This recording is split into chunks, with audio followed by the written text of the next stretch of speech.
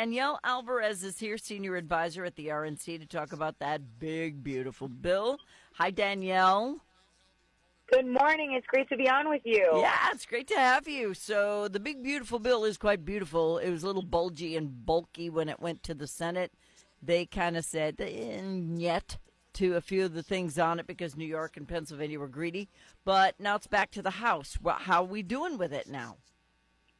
Well, this is exactly how the process is supposed to work. I'm always really encouraged, that Americans delivered Republican majorities to us, and we are seeing out in the open House members, Senate members fighting in the margins to make sure that this is the best version of the president's big, beautiful bill.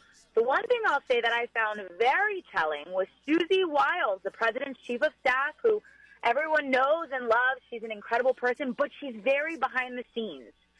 And this week she made a statement and said, guys, let's get it done, echoing the president's sentiment, making sure that we can have something on his desk by 4th of July. Perfect. And if I know Washington, they'll dilly-dally, take breaks, and, play solitaire, and, we'll end up with a bill in December. I want this done for the fiscal year so that small businesses know that for all of eternity, it will be permanent, that they will get these tax breaks.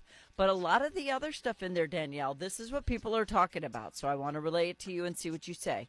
The no tax on tips, no tax on overtime. A lot of the things that are very beneficial to people that they're hopeful for will only be there till Trump's there. Well, and the hope is that we can make those permanent through this measure and through other measures. I mean, that's the president's goal. In this bill, we know that we'll make president's tax cuts permanent so that they no longer sunset and have to be revoted on. Obviously, it was a huge initiative for him in 2017 and something that is his top priority to exist in this bill. The other priority the president wants to see in the bill is making permanent his border security. By the way, can we talk about the amazing news and headline that came this week? Border agents didn't release a single illegal immigrant into the United States interior last month. I talked about that yesterday for like 10 minutes. I was like, look at this. Now the cartel's pissed because they're starting to steal vehicles so they can get their drugs across because they don't have mules. It's funny. You didn't have to have an act of Congress. You just needed a real leader at the White House. Thank God that we elected President Donald Trump. So we're seeing a lot of successes. Back to that big, beautiful bill, making permanent those tax cuts, making permanent that border security.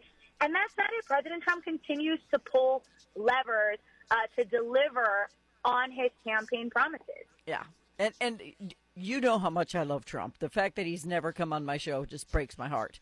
But I'm just saying that we've never had a president who just didn't give a crap whether he was popular or not. He's like, I told you what I was running on. You decided it was what you wanted. So I'm coming in with everything written up before I even take my oath. And we're going to hit the ground running and boom, boom, boom, boom. It's almost like it's raining dollar bills around here. The orders are coming out so fast. And he's making America great again faster than I could ever even have imagined.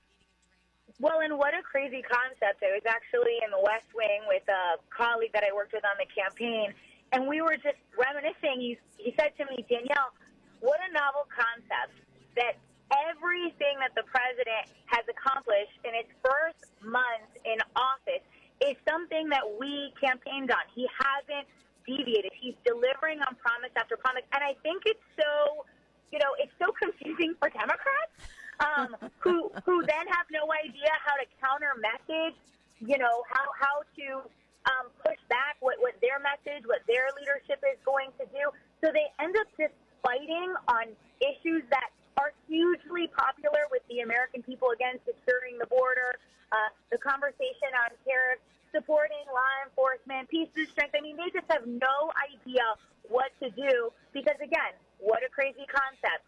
You ran on promises. You're delivering on those promises. And they keep trying to deliver him distractions, like, the whole rioting thing. Oh, no, you shot people with rubber bullets or pepper bags or whatever the case may be. Yeah, well, maybe you shouldn't start things on fire and act a fool. And then you have people like Whoopi Goldberg saying it's not really happening that way, blah, blah, blah. But Trump was not playing with that either. He's like, you will not distract me. I will just take care of this and keep moving forward. He is singularly focused on delivering for the American people. And I'll say this, it's a personal opinion. When the No Kings protest came, I just thought to myself, my goodness, I really appreciate you reminding the American people what a disaster the Democrat Party is, and that President Trump won 13 battleground states in spectacular fashion, delivered the House and the Senate for Republicans, expanded his gains in every single county against Kamala Harris with every single minority group, and won the popular vote. So thank you so much for reminding us how hugely President Trump won in November. Yeah, doesn't have to be king. And in countries where they have kings, they don't allow no king protests. So there's that. All right. So, Danielle, as far as the big, beautiful bill in the 2 minutes that we have left, now that it has ping-ponged back to the House from the Senate, can you, in a nutshell, tell me what they took out?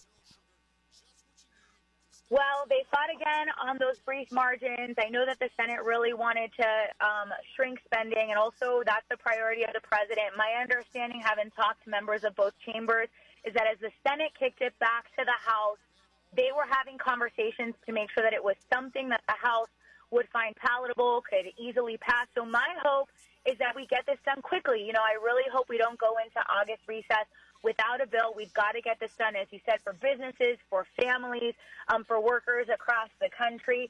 So my hope is that they have those meaningful conversations as they kick it back to the House, and the House gets it passed quickly so that the president can sign it and we can celebrate on America's birthday. Yeah, and we will, one way or the other. We can even celebrate now just with what's happened. But I know Jason Smith extremely well. He is a good friend of mine, chairman of the Ways and Means Committee from Missouri.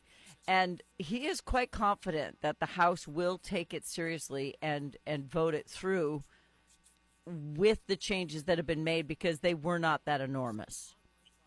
Well, and good governance is exactly how Republicans will maintain majorities as we head into the midterms. Good governance and delivering for the American people is such a stark contrast, a simple but very stark contrast to the 4 prior years we experienced under Democrat control. So, I'm really hopeful for the direction that our country is headed in. Yes, and I would like all of the national news outlets to remember that the prices went up when Biden was in office. They didn't go up when Trump was in office. I'm paying less for gas now. I'm paying less for eggs. I'm paying less for just about everything except beef because of the parasitic thing that's going on. But everyone, the big, beautiful bill covers you getting the highest raise you've probably ever had in your entire life. It's in the bill. The tax cuts are going to give that to you. That's why the Democrats are saying that it's increasing spending. It's not. It's just cutting off how much money the government's taking in and giving it back to you to spend the way you want it to be spent. And that's how freedom works. Danielle, thank you so much for being here today. Thank you so much for having me. I'll talk to you again.